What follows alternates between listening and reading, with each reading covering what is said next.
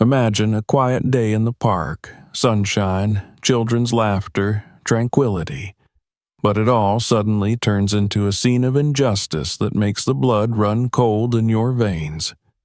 An elderly black man was just sitting on a bench, but a policeman decided he was suspicious. Word by word, humiliation escalates into violence. But everything changed when his son showed up in the park. What happened next shocked everyone. Before we continue this story, let's get to know each other. Write in the comments what your name is and what city or country you are watching this video from. We appreciate each of you, and your support makes our channel stronger. Your likes, comments, and subscriptions are what help us share such important stories with the world. You are our main source of inspiration, and we are immensely grateful to have you with us. Now, back to the story. What happened when the son stepped into this challenging situation? Stay tuned, it's going to be emotional. The park was particularly picturesque that day. The sunlight was shining through the dense foliage of the trees, and the quiet rustle of the wind mingled with the laughter of children and the gurgling of the fountain. An elderly black man, Mr. Gerald, chose a bench under a spreading oak tree. He liked to sit there, watching the passers-by, enjoying the peace of nature and remembering his youth. He was holding a book with a worn spine, an old novel that he was rereading for the umpteenth time. Gerald has always tried to avoid conflict. He had seen enough injustice and rudeness in his life that he had learned to stay in the shadows. But on this day, just by being out in the open, he unknowingly became a target. At the other end of the park, under an area of shady trees, a tall, white, uniformed policeman appeared. His frown slid over the campers until it stopped on Gerald. The man's hand clenched involuntarily on the handle of his baton. Officer Harper was known for his strict and sometimes downright prejudiced attitude toward blacks. To him, Gerald, just sitting alone, already looked suspicious. Harper walked slowly toward the bench. His eyes narrowed and a smirk appeared on his face, a mixture of contempt and self-assurance. He took his time, savoring the moment. A picture was already forming in his mind. An elderly black man, alone, for no reason in this neighborhood. Clearly, something was amiss here. Probably looking to steal something or just getting in the way, Harper thought as he approached. The officer stopped a few feet from the bench and cleared his throat loudly. Gerald looked up from his book, looking around, slightly confused, not realizing what had caught the policeman's attention. "Hey, old man," Harper began roughly, his voice louder than it needed to be to get the attention of the people around him. "What are you doing here?" Gerald hesitated. He removed his glasses and replied calmly, "Just reading, officer. No problem at all." But Harper wasn't going to leave. His face contorted with contempt as he glanced at Gerald's old clothes, a simple shirt and a worn hat. "Reading?" he interjected wryly. "Who gave you permission to sit here? This is a public park, you know. It's no place for anyone who, well, let's just say, doesn't fit in." The policeman's words hung in the air like a lash. Gerald didn't answer immediately, feeling his heart quicken its rhythm. He'd seen that look before, the look of a man who relishes his power. "This is my park too, officer," he said quietly, trying to remain calm. "I have as much right to be here as you do." Those words made Harper angry. His face flushed and he took a step closer, his shadow obscuring Gerald. He glanced at the passers-by as if checking to see if anyone was listening. Then, with a sarcastic smile, he added, "You're right. Are you sure you know where you belong, old man?" Gerald remained silent, feeling the hostility thickening around him. Harper was clearly looking for an excuse for conflict, and the people around him began to turn around, some with curiosity, others with fear. A day that began so peacefully suddenly became the harbinger of a storm. Harper looked at Gerald from head to foot once more, as if trying to find something to justify his interest. His gaze lingered on the tattered book lying on the man's lap, and then on his old bag on the ground beside him. The policeman squinted and took another step closer, looming over the bench where Gerald was sitting. "What's in the bag?" he said sharply, as if he already knew something suspicious was in there. "Are you carrying something illegal? Drugs? Weapons?" Gerald looked up, his calmness beginning to give way to confusion. He didn't understand why he was being so aggressive. He had never confronted this policeman before, never broken the law. At his age, he barely had the strength to carry shopping from the store, let alone be involved in anything illegal. "In the bag? It's just food and water," he replied calmly, trying not to provoke a conflict. "It's lunch, officer." Harper snorted, his face creased in a grin. "Lunch, you say?" "Of course it is." "Let me see. Or are you hiding something?" He pointed his baton at the bag. "That won't be a problem," Gerald started to say, but his voice was interrupted by Harper's sudden movement. The policeman grabbed the bag without waiting for consent and dumped the contents on the ground. Sandwiches, a bottle of water, and a few apples rolled down the sidewalk. "That's it." Harper grinned, looking at the food as if he'd found evidence. "So you just sit there like you own the park, and what, eating for free? Or are you just waiting for someone to show up? What are you waiting for, huh?" Gerald felt his hands begin to tremble. Not from fear, from anger. He saw people starting to stop around him. Their gazes mingled, some with sympathy, some with indifference, and some with outright fear. No one interfered. "Officer," he said quietly, trying to keep control of his voice, "I didn't do anything wrong. You have no right to treat me like this." The words made Harper even angrier. He stepped closer, almost close, his face only a few inches from Gerald's. "Right?" he hissed. "Are you seriously telling me about rights? Do you have any idea who you are? I'm an officer of the law, by the way, and people like you only know how to break it." Gerald looked up, his gaze full of pride despite the humiliation. "People like me?" he repeated slowly, his voice trembling but not from fear. "What do you mean?" "You know exactly what I mean," Harper said.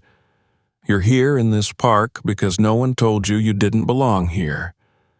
And now I'm here to remind you." Harper took a step back, slapping the baton against his palm with a loud clang. He knew the crowd was watching, and that only added to his confidence. He relished his power, his influence, his ability to humiliate another man without any repercussions. "I'll tell you what, pack your things and get out of here before I start digging deeper. Otherwise, there'll be a reason to take you away. You understand me?" Gerald looked at the bag, its contents still scattered on the ground. He felt humiliated, but he didn't want to show his weakness. Resentment was growing inside him, but he realized that any wrong move could turn into more trouble. The crowd began to whisper. Someone pulled out a cell phone and started recording. Harper noticed it, but paid no attention. He was confident of his integrity. "Do you hear me?" he barked. "Or do I need to explain it another way?" Gerald was silent. His gaze fell on those standing around him. He saw faces that expressed confusion, fear, but no one moved. He could only pray that this madness would stop before it turned into something more. The sun's shadow had not yet fallen on this park, but it was getting closer with each passing moment. Harper felt a wave of anger and smugness rise in his chest. His tone grew louder and harsher, drawing the attention of everyone nearby. He wanted everyone to see his power, to let everyone know who was in charge. Gerald, with his food scattered on the ground and his fallen book, was a perfect target. "So, you think you can sit here like nothing's happened, do you?" Harper spoke loudly, addressing not only Gerald but the crowd that had begun to gather around him. "You think you're allowed to do anything? That you're above the rules?" Gerald lifted his head. His face remained calm, but inside him everything was boiling. He couldn't believe that a simple day in the park had turned into this nightmare. "I haven't violated anything, officer," he said quietly, trying not to lose his dignity. "I'm just sitting here." But Harper wasn't going to stop. He clung to those words like a predator sensing weakness. "Just sitting there?" he asked with a sneer. "Look, old man, this is no place for people like you. I've seen you looking around, like you're looking for something. Maybe you're waiting to approach the kids at the fountain. Or maybe you're waiting to steal something." The crowd began to whisper. Some took out their phones, filming what was happening. Others just stood in shock, not believing their ears. But no one intervened. Everyone preferred to remain observers. "Do you think I'm a fool?" Harper continued, leaning closer to Gerald. "You think I don't know how people like you work?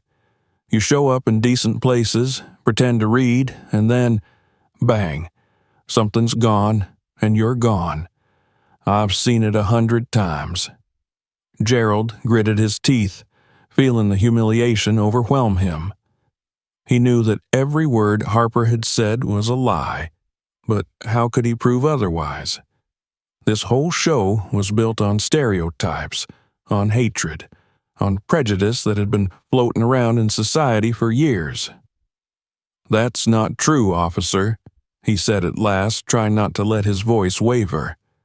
"I came here to rest, nothing more." But that only made Harper angry. He turned to the crowd, waving his arms wide as if addressing everyone present. "Look at this," he shouted. "Watch him play the victim. How many times do you think he's used this same story before? I'm just sitting here.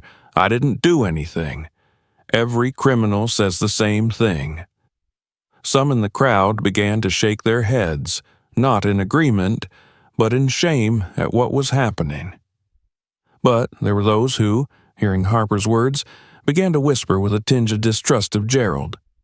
The policeman saw that his words were hurting some people's minds, and he continued to add fuel to the fire. "You're the kind of guy who thinks you can do anything because no one can stop you, aren't you?" Harper pointed his finger at Gerald as if accusing him of the worst. "And then you're going to scream about your rights. Accuse me of racism, like you all used to do." Those words were like a blow below the belt. Gerald felt his breathing quicken. He knew that this was not the first time Harper had said such things, and he realized that the words were directed not only at him, but at anyone who looked like him. "You know you're not here because you deserve to be here," Harper continued, leaning even closer. "You're just a bug in a system that lets you think you're equal to others."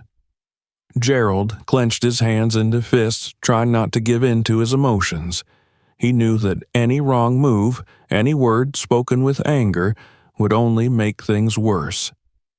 The crowd watched, but no one intervened. He was alone. "You're not doing this because of the law," he said finally, his voice quiet but firm. "You're doing this because of hate." Gerald's words, though spoken calmly, hit the mark. Harper's face reddened. He stepped backward, baton tapping his hand, his gaze darting between Gerald and the crowd.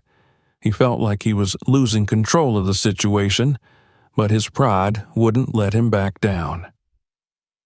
"Are you accusing me?" he bellowed. "Are you accusing me, you old coward?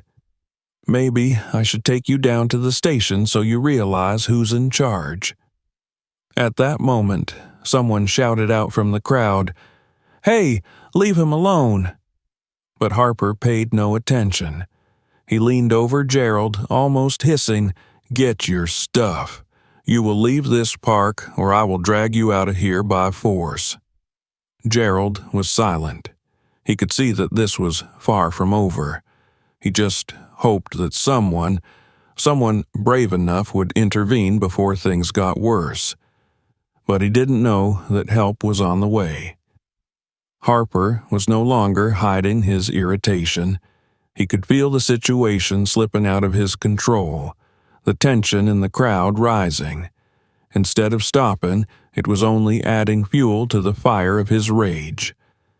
He looked at Gerald, seeing not an older man, but a symbol of everything he thought threatened his order. His gaze became cold, almost bestial. A mixture of racism, hatred, and an unquenchable thirst for power raged inside him.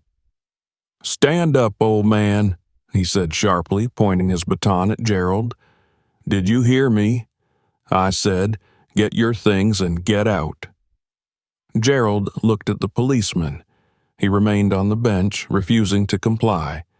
His gaze was calm, but there was the weariness of a man who had lived a lifetime of dealing with injustice. "I haven't broken any laws," he said quietly but firmly. "I have a right to be here like anyone else." Those words acted like a trigger on Harper. His face contorted with anger, and he stepped forward. Now he stood so close to Gerald that their gazes met on a level. The policeman no longer saw this man as a person, only as an object of his hatred. "You want to play with me, don't you?" Harper shouted, his voice echoing through the park. "You think you can tell me what to do?" Suddenly, he grabbed Gerald's arm and jerked him upward. The elderly man cried out. His book fell to the ground, and he staggered, but managed to stay on his feet. The people in the crowd gasped. "Officer," shouted one of the bystanders, "this is too much." But Harper wasn't listening. His fingers tightened around Gerald's arm like an iron vise. He pushed him off the bench, as if challenging everyone who was watching. "You wanted to stay? Here's one for you," Harper shouted. "Let's see how long you can stand." Gerald, fumbling, straightened up. He wanted to say something, but didn't have time. Harper, without giving him time, struck him sharply on the leg with his baton. The blow was hard, and the sound traveled through the park like thunder. Gerald fell to his knees, clutching his leg. "Enough!" Again, someone in the crowd shouted. The voices were louder now, but Harper ignored them again. He stood over Gerald as if to show his superiority. "You think you can resist?" he said, his voice full of venom.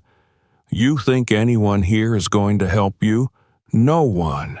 None of these cowards will do a damn thing." Gerald lifted his head, his face contorted with pain, but a spark burned in his eyes. He knew that this moment was not just an attack on him. It was an attack on everything he had fought for his entire life. "You're afraid of us," he said through the pain, his voice quiet but confident.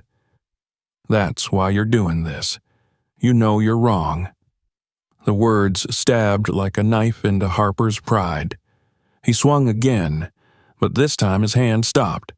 The noise of the crowd intensified, and people began to shout something in support of Gerald. Smartphones were pointed at Harper, recording his every action. He looked around, noticing the pressure building. His face paled, but he tried to keep his composure. He leaned toward Gerald, hissing, "I'm not done with you, man." But before he could take the next step, a clear voice came from the edge of the crowd. "Hey, get your hands off my father." The crowd dispersed, and a tall young man came on stage. His face was resolute and his gaze full of anger. It was Gerald's son. He walked quickly, without a second's hesitation, his figure exuding confidence. Harper froze, uncertainty gripping him for the first time in ages. He looked at his son, Gerald, and realized that the situation had just changed. Gerald lay on the cold ground of the park, leaning on his trembling hands. The pain in his leg from the clubbing was unbearable, but the humiliation was even worse. Hundreds of eyes were fixed on him, but no one in the crowd took a step forward. He felt small, helpless, and completely alone. "Officer, please." His voice was weak, but still held the edge of dignity. "I didn't do anything. You have no right to treat me like this." Harper stood over him, towering like a grim figure of authority. His face contorted with contempt, and he smirked, glaring at the man who tried to speak to him as an equal. "Are you still trying to tell me what to do?" His voice was full of sarcasm. "Do you think your words mean anything?" Gerald lifted himself up, but immediately felt the baton rest against his shoulder again, forcing him to stay on the ground.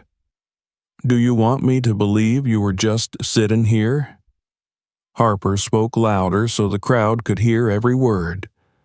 "I've been on the job too long not to see people like you. Sitting here, pretending to be innocent, and then walking away with pockets full of other people's goods." Those words hurt Gerald more than the truncheon. He hadn't been given a chance, not the slightest opportunity to explain who he was, why he was here. In Harper's eyes, he was not a person, but a stereotype, something less important than anyone else in this park.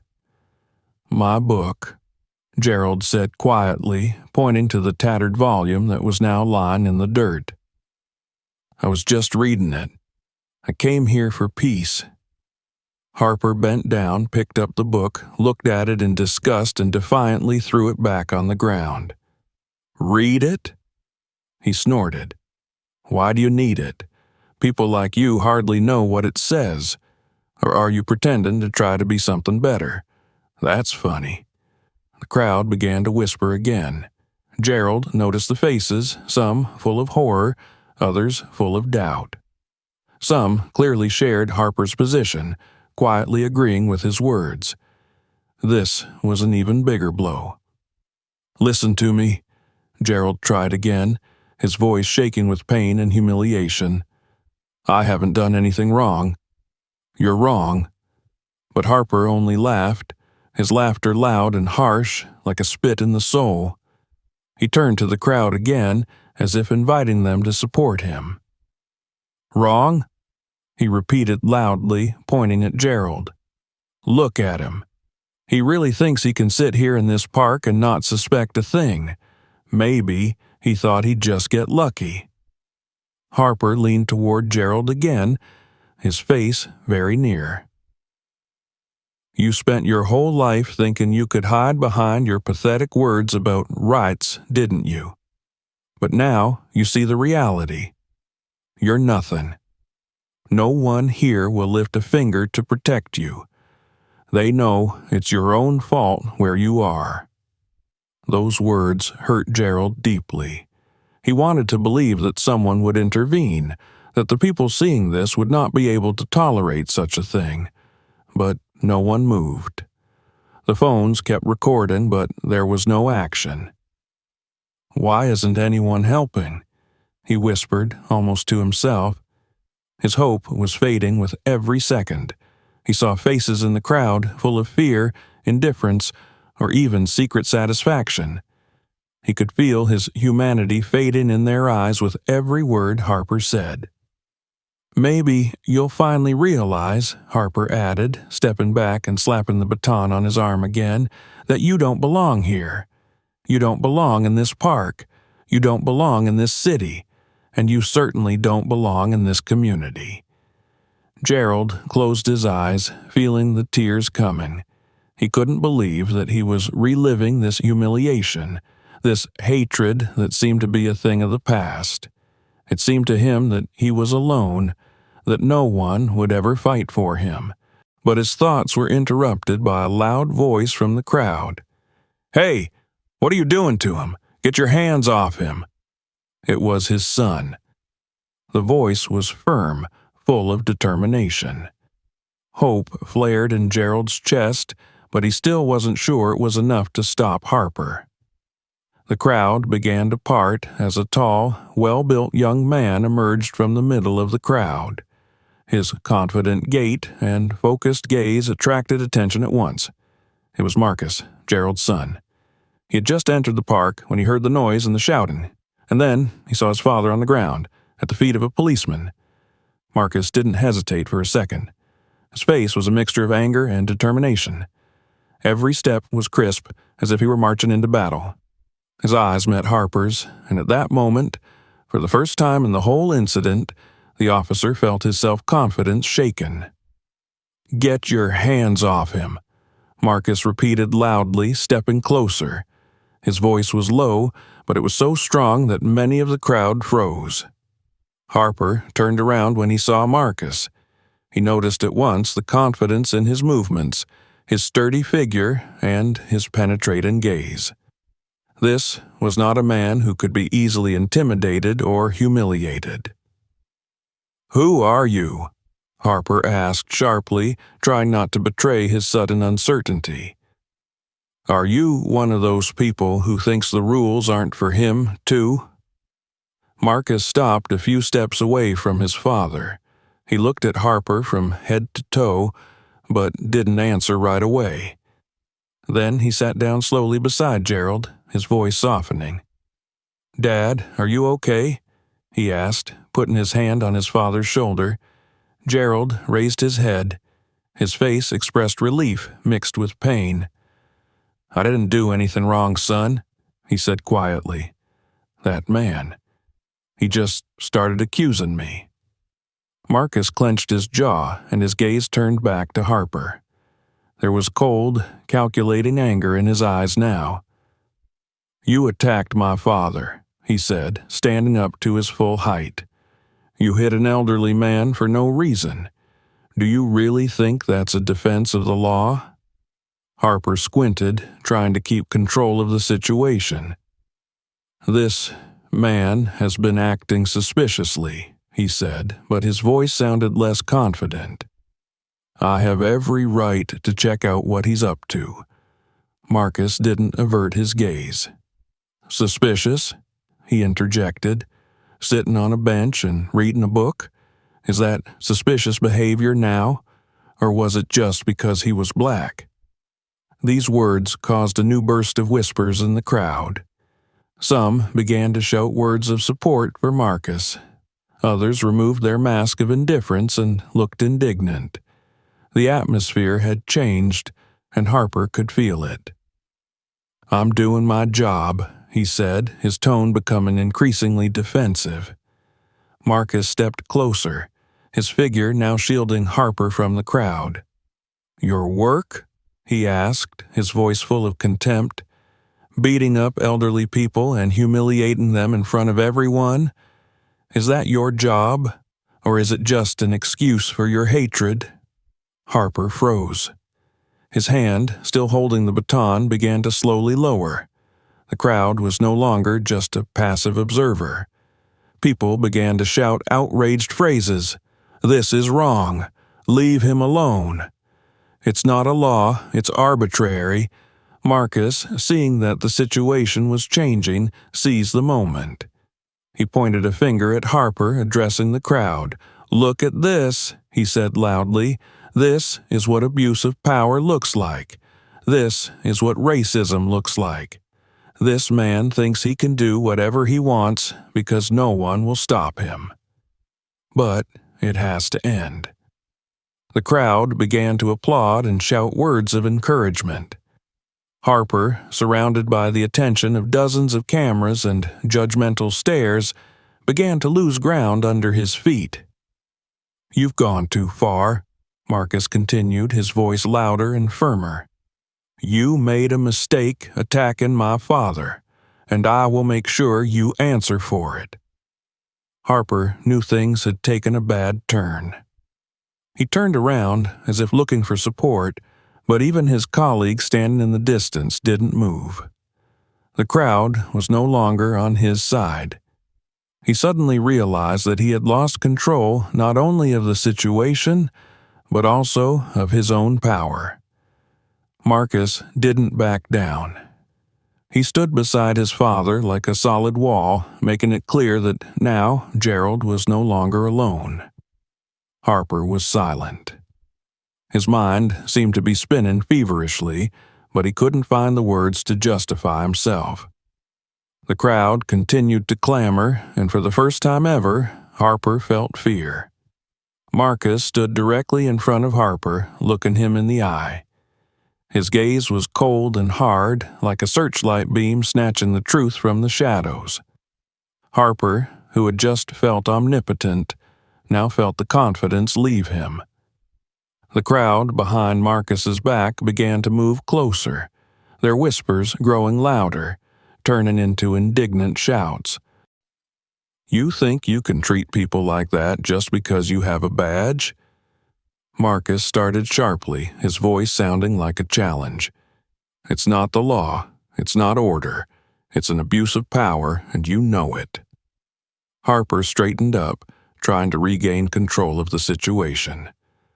"I'm doing my job," he said dryly, his voice sharper than he'd expected. "Your father was acting suspiciously." Marcus took a step forward, shortening the distance between them. "Suspicious?" His voice got louder. "My father was sitting on a bench reading a book. The only thing you saw was his skin color. That's your suspicion. Admit it." The crowd, buoyed by Marcus's confidence, began shouting words of encouragement. "Yeah, admit it. It's racist. Why are you acting like this?" Harper felt the ground shake beneath him. His eyes darted around and he noticed several phones pointed directly at him. The crowd was becoming more active by the second. He realized that his actions were now in plain sight, and this could turn into a disaster. "Look," Harper began, trying to speak more calmly, "I'm not going to justify myself to you. I have the right to check up on people who—" "Which what?" Marcus interrupted, his voice louder than Harper's words. "Who don't look the way you want them to, who dare to just live their lives in this town." Harper tried to take a step back, but the crowd wouldn't let him escape. The people began to crowd around him, their angry shouts increasing. "We've seen everything. Leave them alone. This has to stop." Marcus seized the moment. His voice pierced through the noise of the crowd again. "You humiliated my father in front of everyone. You hit him. For what? Just because he dared to be himself? Your badge doesn't give you the right to ruin people's lives as you please." Harper, finally losing confidence, tried to justify himself. I followed protocol." "Protocol?" Marcus stepped even closer, his eyes burning with anger. "Show me the protocol that says you can beat up elderly people for reading books in the park. That's not protocol. That's cowardice." Marcus's words hit Harper like a hammer. The policeman looked around for support, but even his colleague, standing in the distance, avoided his gaze. The strength and confidence were gone. "From now on, every word you say and every action you take is recorded," Marcus continued, pointing to the phones in the people's hands. "You can no longer hide behind your badge. Your actions will have consequences." The crowd erupted in applause. Harper realized that he had lost not only control of the situation, but also his reputation. "Yeah, I didn't mean to," he began, but his words were swallowed up by the roar of the crowd. Marcus stepped back, standing beside his father again. He picked up the book from the ground and placed it carefully in Gerald's hand. "It's going to be okay, Dad," he said quietly, but his voice was filled with confidence. I promise they'll be held accountable for this." The crowd continued to chant, "Justice! Justice!" Harper stood in the center, surrounded by people who were no longer afraid to speak the truth. His power had been shattered, his pride destroyed, and he knew that now the consequences were inevitable. Harper felt his palms begin to sweat and his throat dry. The crowd was tightening around him, and all he could see were angry faces, raised phones, and hear the rising hum of outraged voices. His familiar armor, badge, uniform, power, no longer saved him. It was now just a symbol of what everyone despised. Marcus stood right in front of him like a rock, giving him no chance to back down. His words continued to ring in Harper's ears like bells of truth. "Your actions will have consequences. It's a misunderstanding," he tried to explain, his voice shaken, losing its former sharpness. I was just doing my job." "What job?" Marcus answered sharply, his voice louder and more confident. "Humiliating, intimidating, and beating. That's not work. That's abuse." Harper looked at the faces in the crowd. There were young men standing in the foreground with fierce disdain, elderly couples looking at him reproachfully, and even children holding their parents' hands absorbed in this spectacle of injustice. Every look was like a judgment. "That's not true," he shouted, losing control. "I was acting on the situation." But no one believed his words.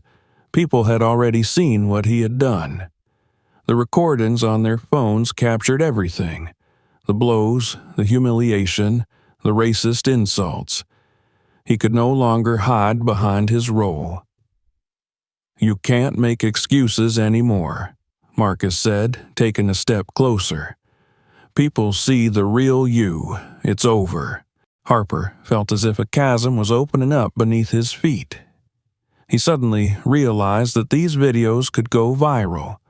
His face would be all over the news, his name in the headlines. He would no longer be just Officer Harper. He would become a symbol of hate, an example of police brutality and racism. "Please," he suddenly blurted out, his voice weak, almost pathetic. "Please." Marcus clenched his fists but held back. "Please what? Are you asking us to forget what you just did? Are you asking us to forgive you for humiliating my father and others like him all these years?" Marcus's words struck Harper like lightning. He took a step back, but there was no longer a crowd behind him, ready to silently walk away. There were too many people around, too many cameras, too many voices. The crowd began to chant, "Accountability, punishment, justice." Those words pounded through Harper's mind, causing his hands to tremble. He looked around for a way out, but only people surrounded him. Even his colleague, who had been standing aside, now looked confused and did not rush to intervene. Suddenly, one of the young men in the crowd shouted out, "We know your name, Harper. It's going to be everywhere now." These words finally killed the officer. His eyes rounded with fear. He realized that now his whole life would be under the microscope: investigations, inspections, pressure. His career, his position, his power, all this would collapse. He slowly lowered his baton, as if it were a symbol of surrender. Now, his face expressed only fear and confusion. Marcus stared at him, seeing the man who moments ago had thought himself invincible break down. He took another step forward, his voice sounding like a final judgment. "You can no longer hide behind a uniform. Responsibility will find you, and this time no one will cover your actions." Harper tried to say something, but his voice was slurring. He stared at Marcus and Gerald in silence, then turned his gaze back to the crowd. His fear was clear and unmistakable. He knew it was over. Marcus took another step forward, his figure looking menacingly confident against the shrinking Harper.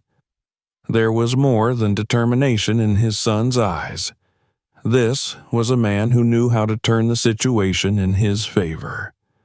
The crowd was already on his side, but now he was going to use not only their anger, but his knowledge as well.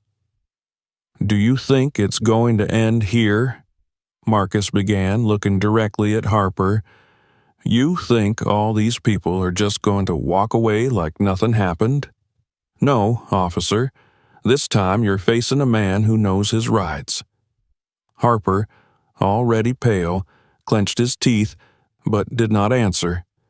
His usual methods of threat and suppression were no longer working. The crowd was silent, but there was something threatening in that silence. It was like it was pressing down on him, making him feel smaller and weaker by the second. Marcus made a gesture with his hand, pointing to the phones, which continued to record. "We have proof," he said loudly for all to hear. "We have footage of you insulting my father, of you using violence when there was no threat. These videos will become public. And you know what happens next? You're going to be investigated by the department." Harper tried to object. "That's not true. Things got out of control. I tried." But Marcus interrupted him. "Out of control? You hit an elderly man who was just sitting in the park. You humiliated him, insulted him, and intimidated him, all because you thought you could. But that's not what the law says, officer." Marcus took his cell phone out of his pocket and turned on the camera. Now he was recording what was happening. He took a step closer to Harper, who looked like he was ready to fall under the ground.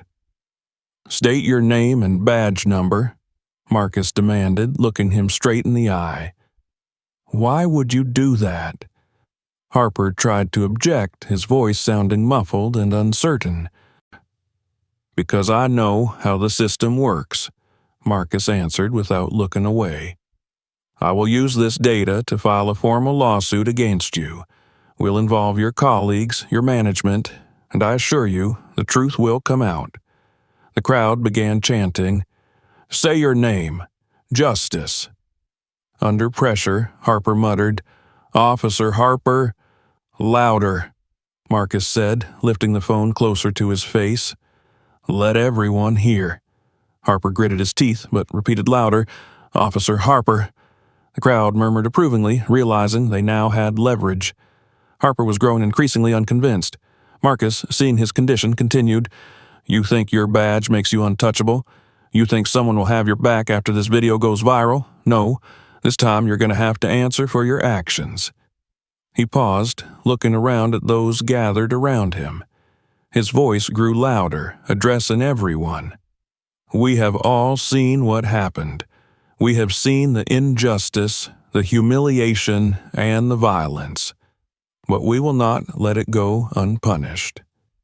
Everyone who recorded this, save the videos. Distribute them. Let everyone see how the system works." The crowd reacted with wild applause and shouts of support. People began sharing the videos with each other, posting them on social media. Harper saw an avalanche unfolding around him that would sweep away his career and reputation. "You'll pay for this," he muttered quietly, but his voice no longer carried weight. Marcus heard his words and smiled, but it wasn't a smile of joy. It was the cold, confident smile of a man who knew he had won. "I'll pay," he said. "No, officer, you're the one who will pay. The system you've used for so long to suppress people will now turn against you." Harper took a step back, but was stopped by the stares of the crowd. He was cornered, and he had no weapons left but his own powerlessness. "Go away," Marcus said, looking at him with contempt. "Get out of here before it gets worse." The crowd roared, cheering his words. Harper lowered his head and began to back away. He realized that this was not the end, that there was a trial ahead of him that he could not avoid. Marcus turned to his father, helping him up off the ground. "Daddy, it's going to be okay," he said quietly, but his words could be heard by everyone. The crowd cheered them on with applause and shouts of approval. Harper disappeared into the distance, surrounded by shame and fear. And Marcus and Gerald, supported by hundreds of strangers, knew that today justice had begun to restore balance. The crowd slowly dispersed, but the tension and energy of what had happened was still in the air. People were talking, discussing what they had seen, reviewing their notes. Each of them had a fragment of truth in their hands, proof of how easily injustice can manifest itself even in everyday life. Gerald, standing beside his son, looked at all this with a feeling he could not immediately describe. On the one hand, his heart was heavy with the pain and humiliation he had endured in those few minutes, but on the other, there was hope in him. Hope that today there had been a change, however small, in the minds of the people around him. "Thank you, son," he finally said, his voice weak but sincere. Marcus looked at him and smiled slightly. "You didn't have to go through this, Dad," he replied. "No one should have to." These words made Gerald think. He saw not only his son, who had stood up for him today, but also other people who, though not immediately, had begun to support him.